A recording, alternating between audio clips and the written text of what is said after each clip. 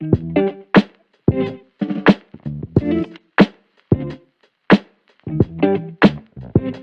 hi, I'm Amanda and I took a gap year. So I took my gap year because of COVID.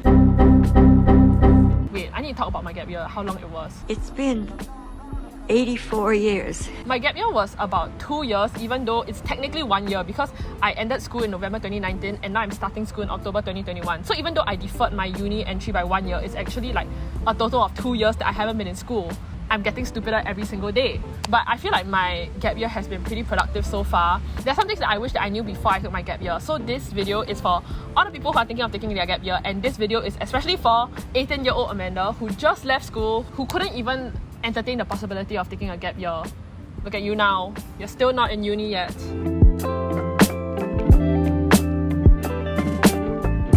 The first piece of advice I have is to keep your time organized, and that it's actually possible to do that. So when I first started my gap year, right, I thought like that I was gonna be super free, and then because of that I was just like, whatever, I don't need to keep my time organized, you know, this is a time for resting, this is time for a break, even though like I was actually on an internship, but like I was working hard there, but other than that I was like thinking that it was a time for a break, so I just didn't bother keeping a calendar and everything. But over time, like I started to go late for like my appointments or whatever, and I would forget like when I was meeting friends and stuff. Even though you think that you're on a gap year, right, and you may like not have any appointments or whatever, like you still have to try and keep your time organized if you want to stay productive. And like there's really no point in keeping things in your head, because like the more clutter you have in your head, then like the less space you have for like other big brain activities.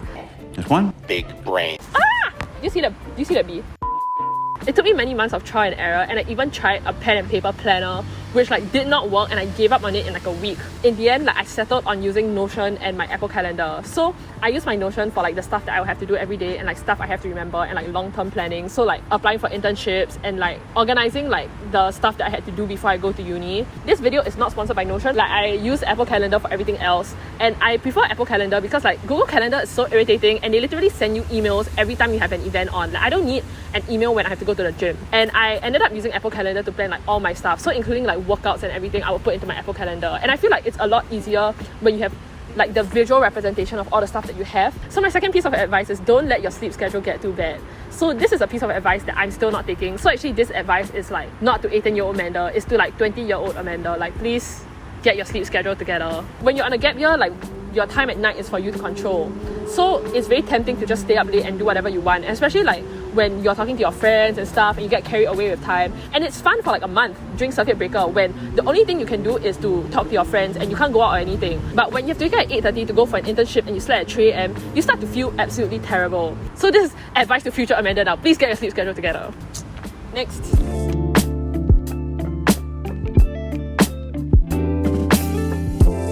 My first piece of advice for that is that opportunities are made.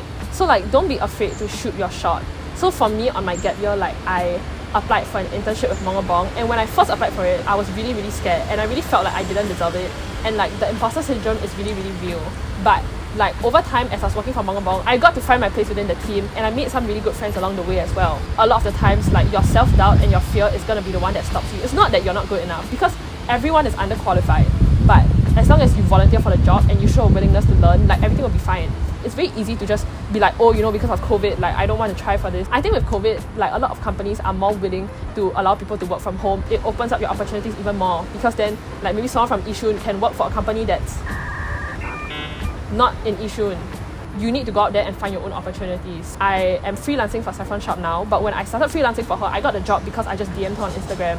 So like you just have to try your best and shoot your shot and see what happens. Like I'm quite happy because I started editing for Saffron, and then from there I got another job to shoot a video for a shoe shine company. Like these kind of opportunities will snowball, but they won't just land in your lap. You need to be the one that goes out there to make these opportunities for yourself. The worst thing that can happen is that they'll just say no, and then you just like try again. I'm very grateful for the opportunities that I've had so far because of all these jobs. Like it has helped to keep my gap year structure as well, and it has helped me like stay motivated to like be productive and everything. My second piece of advice is that there's no shame in learning something new. For me, I just finished 12 years of like a really rigid Singapore education system, and like I'm a huge perfectionist. When I first started, it was very embarrassing to just admit that I didn't know how to do stuff. I took my gap year to do a bunch of really ridiculous random things that I never thought that I would do, or like stuff that I've always wanted to try out but I've never had the time. I started learning how to play the drums, which is like really random.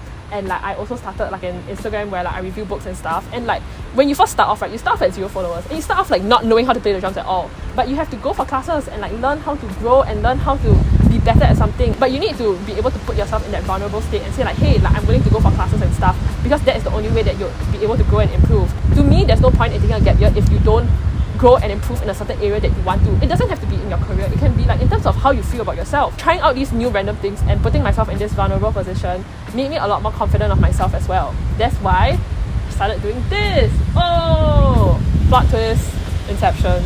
Next.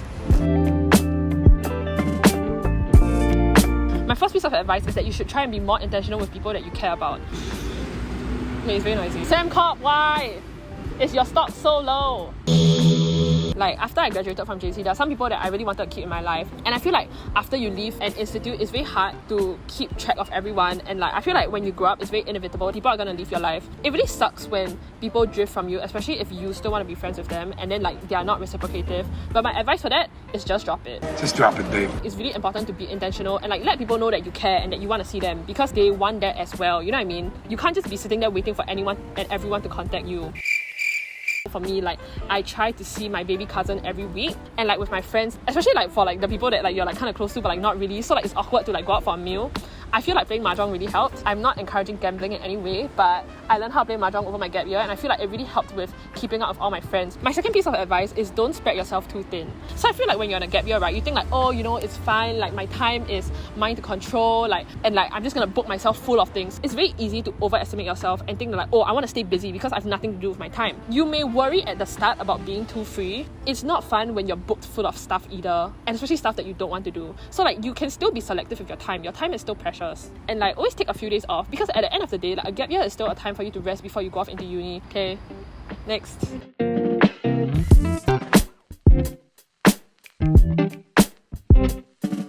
My first piece of advice is that you're gonna feel really alone sometimes. So for me, like a lot of my friends started uni this year already. I just want to say like don't be sad. Like the fact that your friends are like moving on and like expanding their circle of friends doesn't mean that you're not gonna have your chance to do it. It's just that it's coming a bit later in life. And like I really didn't want to start school online. That's why I took a gap year in the first place. Don't be sad if like all your friends are moving on without you. They don't hate you or anything. It's not that they are moving on because you suck. So before I took my gap year, I felt really scared of eating alone, about running errands alone and stuff. I feel like personally it was really good for me, because like I'm gonna go off to uni overseas alone anyways. It was really important for me to have like gotten over this stupid fear of mine. We all die alone anyway, and like nothing matters, so it's fine to be alone.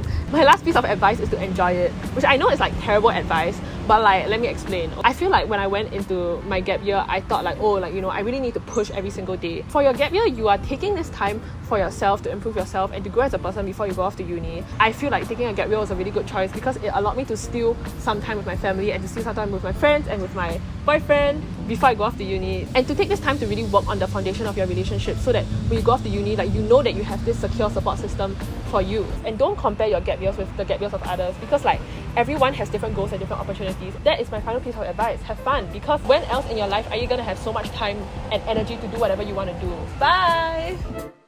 That's it for all the advice that I have for people who are thinking of taking gap years. Personally, I feel like taking a gap year was one of the best decisions I ever made. That way, I would be going into uni where my uni would have had at least 1 year of dealing with COVID, and like the UK would have already had 1 year of dealing with COVID. For those who are considering taking gap years, like don't let COVID stop you, because you can still have a really productive gap year. Just because you can't travel, and like just because there's like heightened alert and like circuit breaker and whatever, it doesn't mean that you will have an unproductive gap year. It's really up to you to decide how you want to use your time. There are many things you should consider before doing it, but I would say that like you shouldn't let your fear of a black abyss of 2 years scare you. Thanks for watching. Guys, remember to like and subscribe. I will post videos when I feel like posting.